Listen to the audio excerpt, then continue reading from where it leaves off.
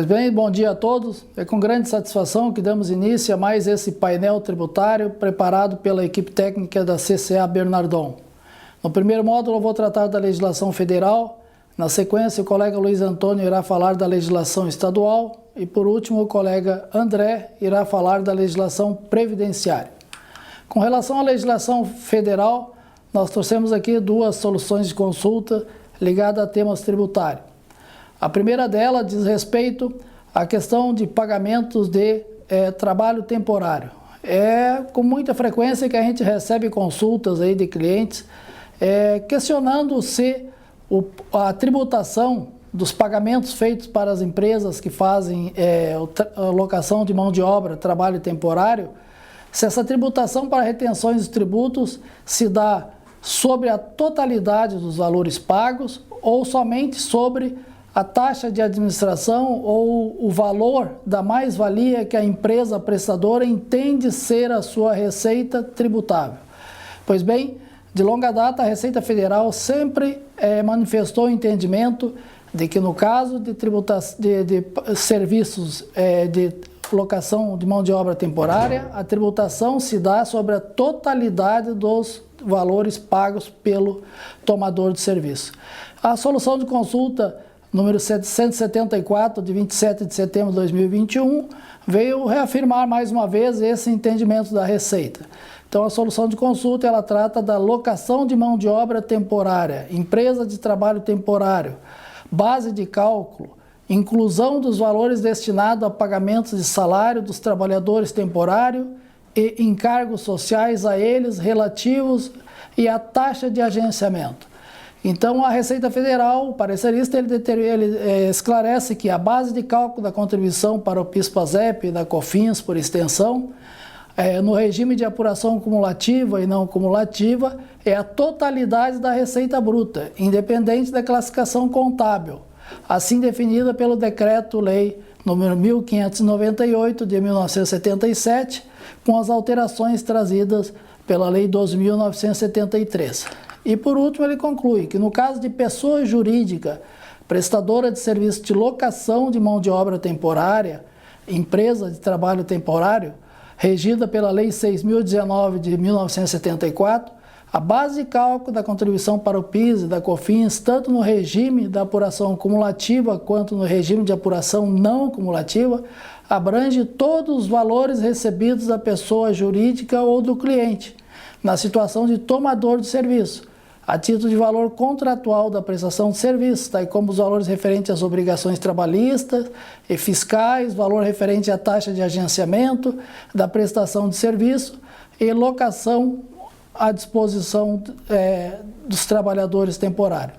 Então, o legislador entende que, nesse caso, nesse tipo de atividade, a receita a ser tributada é a totalidade dos valores recebidos pelo prestador de serviço que fez o agenciamento de mão de obra, e não apenas aquela taxa que o agenciador considera como sendo a sua receita efetiva.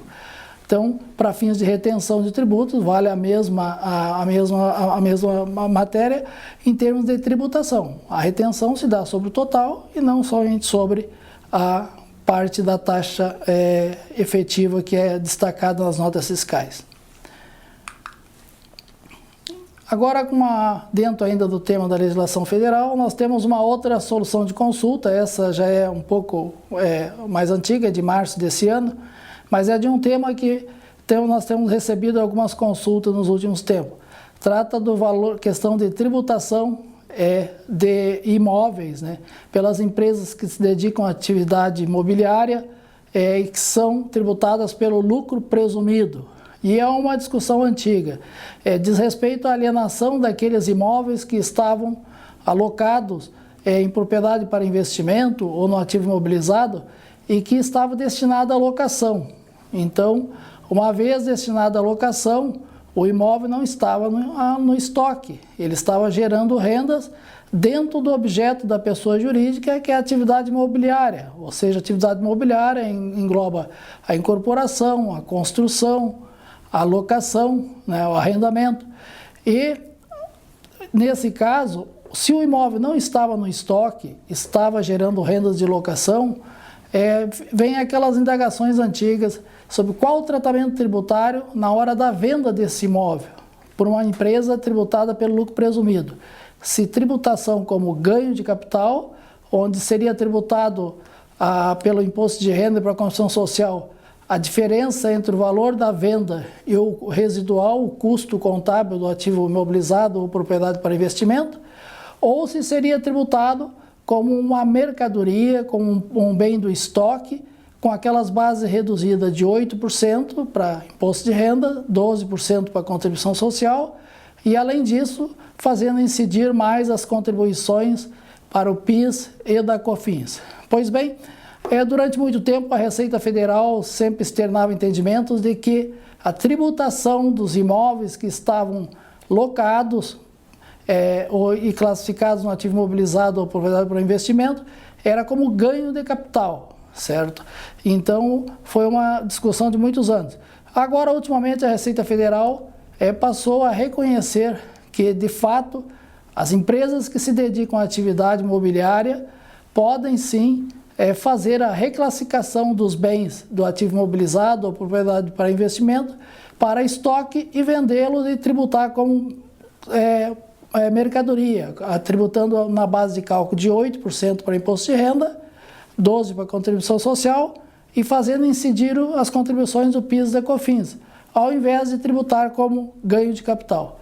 Então, a solução de consulta de número 7, lá de 4 de março de 2021, ela trata desse assunto e ela diz: lucro presumido, atividade imobiliária, venda de imóveis, imobilizado, investimento, receita bruta, ganho de capital. Então, ela diz que para fins da determinação da base de cálculo do imposto de renda da pessoa jurídica, a receita bruta oferida por meio da exploração de atividade imobiliária relativa à compra e venda de imóveis próprios submete-se ao percentual de 8%. 8% para imposto de renda, 12% para contribuição social.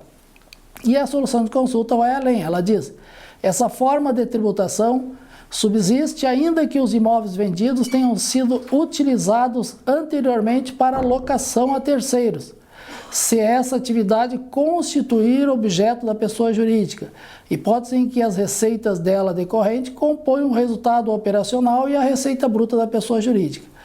E conclui o parecerista no sentido de que a receita decorrente da alienação de bens do ativo não circulante, ainda que reclassificados para o ativo circulante com a intenção de venda, deve ser objeto de ganho de capital, que por sua vez deve ser acrescida à base de cálculo do IRPJ, na hipótese em que essa atividade não constituir objeto da pessoa jurídica, não compõe o resultado operacional da empresa. Ou seja, veja que aqui a Receita entende que se a atividade não compor o objeto da pessoa jurídica, a atividade imobiliária não tiver inserida no objeto da pessoa jurídica, a venda de imóveis se dá a tributação da venda de imóveis através de ganho de capital. Se a empresa tem no seu objeto atividade imobiliária e se dedica de fato, efetivamente, na atividade imobiliária, a reclassificação é permitida. Essa é a interpretação que se tira dessa solução de consulta, a número 7, lá de 4 de março de 2021. Então, na área da legislação federal, seria comentário sobre essas duas soluções de consultas que nós trouxemos para hoje. Queremos também dar destaque que na próxima quinta-feira vamos ter um curso sobre tributação das contribuições do PIS e da COFINS, às 15 horas da tarde.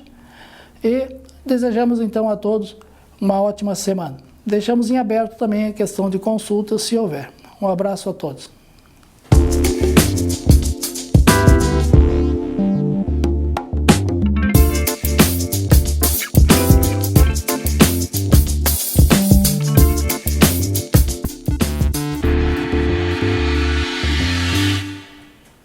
Bom dia a todos. Então, dando continuidade ao painel tributário da CCA, vamos tratar agora de algumas alterações ocorridas na legislação estadual vinculada ao ICMS, convênios do CONFAS e atualizações de notas técnicas da nota fiscal eletrônica divulgadas na semana passada. O primeiro assunto, então, trata-se de um decreto publicado pelo governo do estado, tratando do programa Devolve ICMS, o decreto número 56.145, publicado no dia 21 de outubro. Ele institui o programa com a finalidade de promover ações de devolução às famílias de baixa renda do estado do Rio Grande do Sul, de valor correspondente à parte do ICMS por elas suportado. Então, poderão participar do programa as famílias cadastradas no Cadastro Único, que tenha renda familiar per capita declarada de até meio salário mínimo nacional, ou renda familiar mensal declarada de até 3 salários mínimos nacionais, domicílio no estado do Rio Grande do Sul, seja responsável pela unidade familiar com CPF ativo e unidade familiar que se enquadre em pelo menos uma das seguintes situações: ser beneficiária do programa Bolsa Família, previsto na Lei Federal número 10.836 de 2004, e ter componente matriculado no ensino médio regular em escola da rede pública estadual do estado do Rio Grande do Sul. O cadastramento, então, das famílias no Cadastro Único será realizado pelos municípios, conforme é estabelecido na própria legislação federal. E a unidade familiar elegível ao programa será incluída de forma automática. Então, não há necessidade de nenhuma família ter que sair em busca de cadastramento individual. Ele será automático. O valor do benefício será de R$ 100 por trimestre. E, em complementação ao valor, a Receita Estadual poderá estabelecer o pagamento de valor variável, calculado com base no ICMS incidente no consumo real ou estimado das unidades familiares beneficiárias. E o pagamento, que terá início em dezembro de 2021 agora, será realizado por meio de cartão bancário, e o ato do recebimento do cartão pelo responsável pela unidade familiar, ele implicará a sua concordância com os termos do programa Devolve ICMS. Então, é um ato por parte do Estado do Rio Grande do Sul, né, aprovado pela Secretaria da Fazenda, que tende a devolver parte do ICMS incidente nas operações com produtos da cesta básica, por exemplo, para as famílias de baixa renda.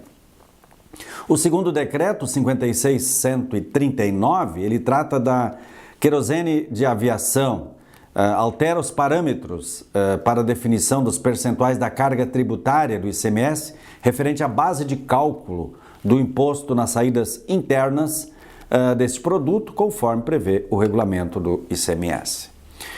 Depois tivemos alguns convênios publicados no dia 22 de outubro, relativamente à reunião do CONFAS realizada no dia 20 de outubro.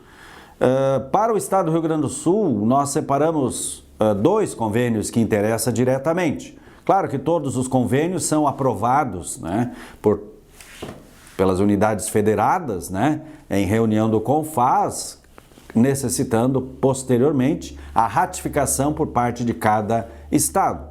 Mas o que importa ao Rio Grande do Sul são 2 que nós separamos. Convênio 187, que autoriza os estados e o Distrito Federal a isentar o ICMS nas operações com diversos produtos classificados na NCM 9619-0000, destinados a órgãos da administração pública direta e indireta, federal, estadual, municipal e também as suas fundações públicas. E o próximo convênio também, que é o 188, ele autoriza o Estado do Rio Grande do Sul especificamente a dispensar juros e multa de ICMS incidente nas operações com pão de alho. Houve a identificação de divergência na alíquota do pão de alho e o Estado do Rio Grande do Sul propôs junto ao CONFAS para que houvesse uma possibilidade de dispensar multa e juros do imposto incidente nestas operações, porque efetivamente o Estado quer conceder, obviamente, né, que o contribuinte venha fazer denúncia espontânea e, em caso de negativa, de autorregularização, então autuação. Mas, então, está definido neste convênio a possibilidade para dispensar esses encargos legais. Depois tivemos publicações no portal da Nota Fiscal Eletrônica de atualizações de notas técnicas deste documento fiscal. A nota técnica 2014-002, a versão 1.10, ela trata do Web Service de distribuição de documentos fiscais eletrônicos. E também a versão 1.21 da nota técnica 2020-005, que trata da correção de alguns problemas pontuais reportados pelas empresas emissoras desses documentos fiscais. Então, é importante analisar também esta versão da nota técnica. E depois tivemos mais uma nota técnica com a versão 1.20, tá? Que é a nota técnica 007 de 2020, que trata do novo evento gerado pelo emitente ou destinatário da nota fiscal eletrônica intitulado Ato ou Ator interessado na nota fiscal eletrônica. E por último, então, tivemos uma instrução normativa, pelo menos que trata do assunto de regimes especiais para a CONAB, que é a instrução normativa número 84, publicada no dia 18 de outubro de 2021, e também a instrução normativa 85, que trata da UIF, que é aquela unidade de incentivo do Fundopem do estado do Rio Grande do Sul, empresas industriais que são beneficiárias desse incentivo fiscal, que é traduzido por crédito presumido, então tem como calcular o benefício relativo ao mês de novembro mediante a UIF no valor de R$ 29,96. Então eram essas as informações da área fiscal vinculadas ao ICMS do estado do Rio Grande do Sul, CONFAZ e também do portal da Nota Fiscal Eletrônica, que gostaríamos de transmitir nesta oportunidade. Desejamos um bom dia e uma ótima semana a todos. Muito obrigado pela sua atenção e até o próximo painel tributário da CCA.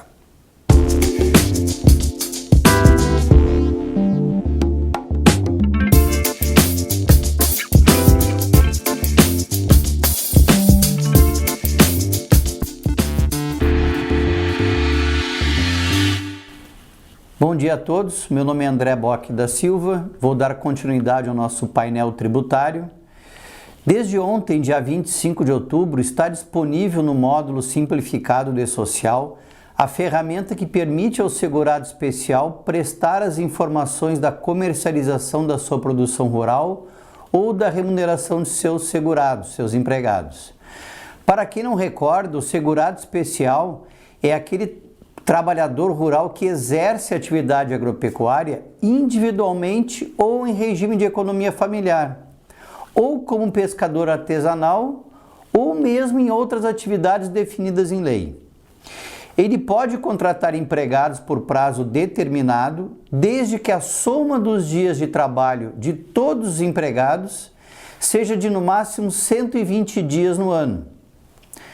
Com a nova ferramenta do E-Social, o segurado especial conseguirá utilizar as informações prestadas no E-Social para subsidiar a comprovação mais facilmente da sua condição perante o INSS, uma vez que a legislação previdenciária prevê critérios específicos para essa categoria de segurado. Uma vez prestadas essas informações, o segurado especial conseguirá emitir o documento de arrecadação do E-Social, que é a guia única de recolhimento de tributos e FGTS incidentes sobre os valores declarados. Outro tema que eu gostaria de trazer para vocês relativamente a questões de ordem previdenciária foi a nota publicada pela Receita Federal em seu portal, informando o lançamento de um novo aplicativo que simplifica o acesso a vários serviços e informações de interesse dos brasileiros. O aplicativo, que já está disponível no App Store e na Google Play, traz serviços de CPF, declaração do imposto de renda, acompanhamento de processos, e-social, atividades econômicas, bem como realização de agendamento de atendimento e visualização das unidades da Receita Federal do Brasil. Além de permitir o acesso a notícias através do canal da Receita Federal no YouTube, o novo aplicativo reúne funcionalidades já disponíveis nos apps IRPF, e-Social Doméstico e Processo, que é aí de internet, Perdecomp, KEPF e no Saga, que é o Sistema de Agendamento Eletrônico da Receita Federal. Por fim, diante da relevância da novidade, apesar das matérias pertinentes à área de segurança e saúde do trabalhador não fazerem parte do escopo dos nossos encontros, eu gostaria de informar que no mês de outubro agora, o Ministério do Trabalho publicou diversas portarias alterando a redação de inúmeras normas regulamentadoras, dentre essas a de número 5, 9, 12, 17, 20 e 30. Portanto, sugiro que as empresas sujeitas a tais normas regulamentadoras verifiquem se as mudanças afetam o seu dia a dia. Com isso, concluímos as novidades que gostaríamos de transmitir a vocês nessa semana. Aproveito para convidá-los a acessar o nosso Instagram e seguir a CCA Bernardon para ficarem por dentro dos nossos informativos, cursos e, evidentemente, do nosso painel tributário. Agradeço a participação de todos, desejo-lhes um bom dia e uma ótima semana.